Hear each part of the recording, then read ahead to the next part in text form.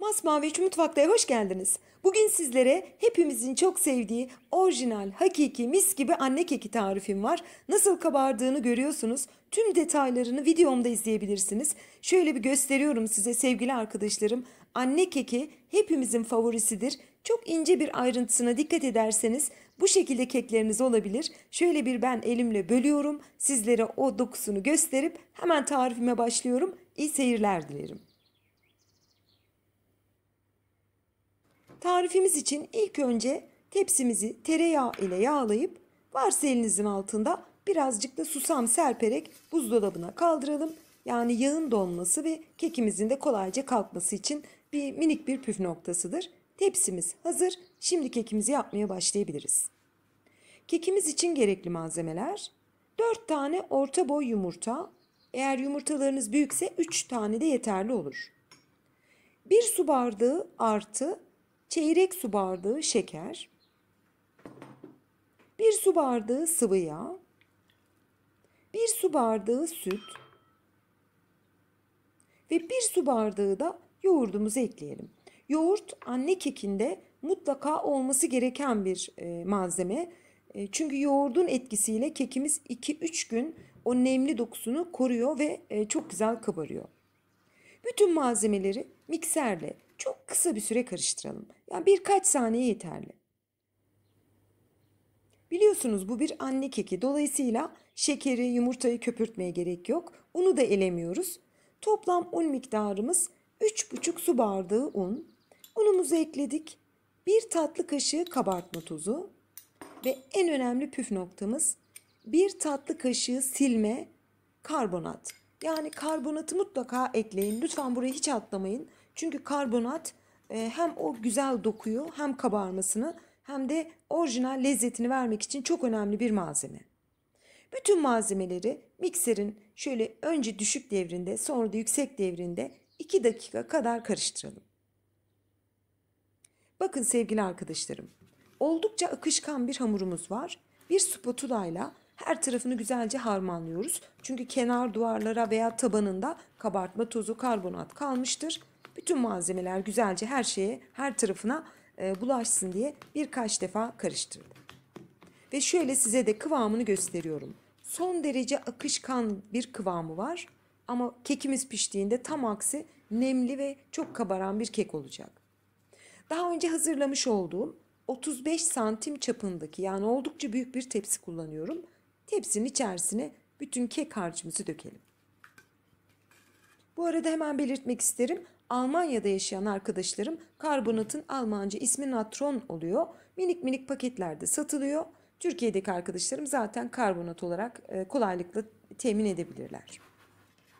Kekimiz fırına gitmek için hazır. Bu aşamada arzu ederseniz üzerine kırılmış ceviz, kırılmış fındık veya susam serpebilirsiniz. Ben biraz kırılmış ceviz serperek bitirdim. Yani tarifi tamamen orijinaline sadık kalarak hazırlıyoruz. Hatta hiçbir şey yoksa benim annem toz şekeri serpip o şekilde de pişirirdi.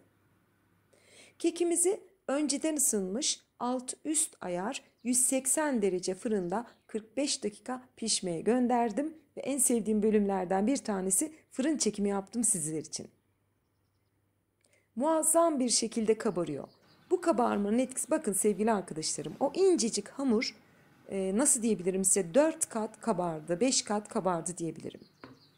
Ve anne kekimizi fırından çıkardık. Hiçbir sönme söz konusu değil. Bu şekilde kabarık kabarık da kalıyor. Hemen bir püf noktasını belirtmek isterim. Anne kekini yaparken veya tüm keklerde fırına verince 40 dakika hiç fırın kapağını açmayın lütfen. Sönmesin, önemli bir ayrıntı. Ve kekimiz hafif soğudu. Sunum için hazırlandı. Hemen şöyle dilimliyorum ve doku testine geçiyorum. Bir izleyicimin geçenlerde Instagram'da soru cevap aktivitesi yapmıştım ve orada Ramazan gelmeden önce orijinal bir anne keki tarifi verir misiniz demişti. Söz vermiştim ve Ramazan gelmeden yetiştirdim. Çok mutluyum. Bakın sevgili arkadaşlarım, kekimizin dokusuna bakar mısınız? Göz göz ne kadar kabarmış, hiçbir şey çökme söz konusu değil. Bu kadar kabarık olmasına rağmen en büyük özelliği nemli bir kek olması. Bunu da yoğurda bağlıyoruz tabii ki. Yoğurdun vermiş olduğu bir etken. Bu arada onu da belirteyim. dikkatiniz çekmiştir. Kekimizde vanilya kullanmadık. Orijinal anne kekinde zaten vanilya kullanılmıyor. Yani bundan 30-40 yıl önce annelerimiz vanilya şekeri diye bir şey bilmiyordu bile.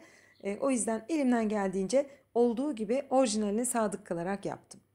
Şöyle dokusunu da yumuşaklığını da görüyorsunuz. Ama benim içime sinmedi. Bir de elimle sizlere doku testi yapmak istedim.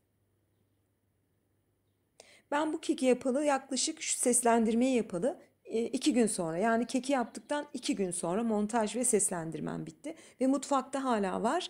Hemen bir denedim. İnanın ki hala çok nemli, sanki bugün pişmiş gibi, gerçekten de muazzam bir kek. Çok güzel oluyor. Tarife birebir sadık kalırsanız kekinizin bu şekilde kabarmaması için hiçbir sebep yok. Tabii ki fırın derecenizin de çok önemli bir etkisi vardır. Siz doku testini izlerken ben size birkaç püf noktasını hemen söyleyeyim. Kekiniz pişerken asla fırın kapağını açmayın. İlk 35-40 dakika asla açmamanızı tavsiye ederim. Çok yüksek ısıda pişirirseniz kekiniz çabucak kabarır, kızarır ama içi çiğ kalır. Dolayısıyla çıkardığınız anda çökme olur. Veya çok yavaş pişirirseniz, bu defa da çok ağır piştiği için, yani 1 saatin üzerinde kalırsa böyle bir tepsi, bu arada iç dokusunu da gördünüz, şahane diyorum. Çok fazla fırında kalırsa bir kek, o zaman da kurur sevgili arkadaşlarım. Yani böyle yumuşacık değil de daha kuru bir kek olur. Bu detaylara dikkat ettiğiniz sürece muazzam bir kekiniz olacak inşallah, Allah'ın izniyle. Şöyle bir tabağı da, servis tabağını aldım. Sizlere tekrar şöyle bir gösteriyorum. Şimdiden yapacak bütün arkadaşlarıma afiyet, şifa olsun diyorum. Yeni tariflerimde görüşmek ümidiyle. Hoşça kalın.